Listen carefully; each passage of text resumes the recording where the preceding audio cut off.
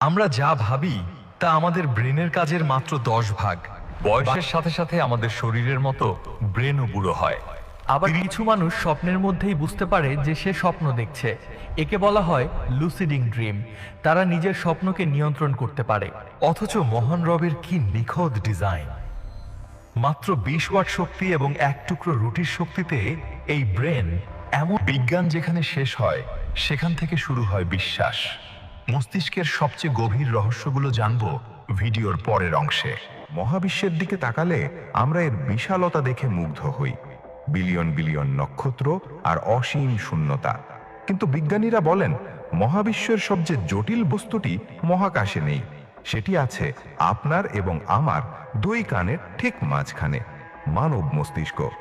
মাত্র 1.4 কেজি ওজনের এক চর্বিযুক্ত পিণ্ড, যা এই মহাবিশ্বের সবচেয়ে শক্তিশালী বায়ো ইলেকট্রিক কম্পিউটার। মানুষের তৈরি কোনো সুপার কম্পিউটার আজও এর ক্ষমতার ধারে কাছে পৌঁছাতে পারেনি। আপনি কে?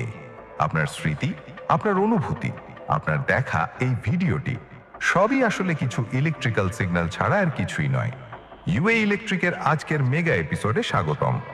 আজ আমরা ডুব দেব মানুষের মস্তিষ্কের সেই অতল গহ্বরে, যেখানে মহান সৃষ্টিকর্তা স্থাপন করেছেন এক অকল্পনীয় টেকনোলজি।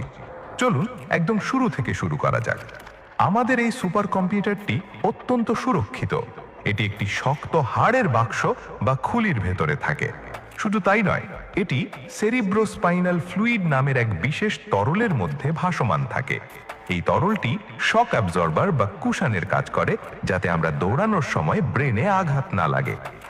এর বাইরের অংশটি দেখছেন, একে বলা হয় সেরিব্রাল কর্টেক্স। এটি অনেকটা কুঁচকানো। যদি এই ভাঁজগুলো খুলে সমান করা হয়, তবে এটি একটি বড় পত্রিকার পাতার সমান হবে।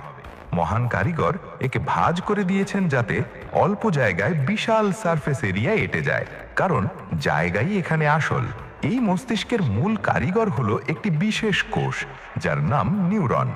আমাদের গ্যালাক্সিতে যত নক্ষত্র আছে তার চেয়েও বেশি নিউরন আছে আপনার মস্তিষ্কে। প্রায় 100 ট্রিলিয়ন বা মহাবিশ্বের সমস্ত নক্ষত্রের সংখ্যার চেয়েও বেশি নিউরন। অর্থাৎ আপনার মস্তিষ্কের ভেতরেই একটি আলাদা মহাবিশ্ব লুকিয়ে আছে। এখন প্রশ্ন হলো, এই বিশাল সিস্টেমটি চলে কিসে? কোনো ব্যাটারি তো নেই। উত্তর হলো বিদ্যুৎ। হ্যাঁ, আপনি একটি জীবন্ত পাওয়ার প্ল্যান্ট। জাগ্রত অবস্থায় আপনার মস্তিষ্ক প্রায় 20 ওয়াট বিদ্যুৎ উৎপাদন করে, যা দিয়ে একটি ডিম লাইট অনায়াসে জ্বালানো সম্ভব। এই বিদ্যুৎ তৈরি হয় কেমিস্ট্রি থেকে। সোডিয়াম, পটাশিয়াম এবং ক্যালসিয়াম আয়নগুলোর চলাচলের ফলে কোষে ভোল্টেজের পার্থক্য তৈরি হয়। যখনই আমরা কিছু ভাবি বা দেখি, তখন এই আয়নগুলো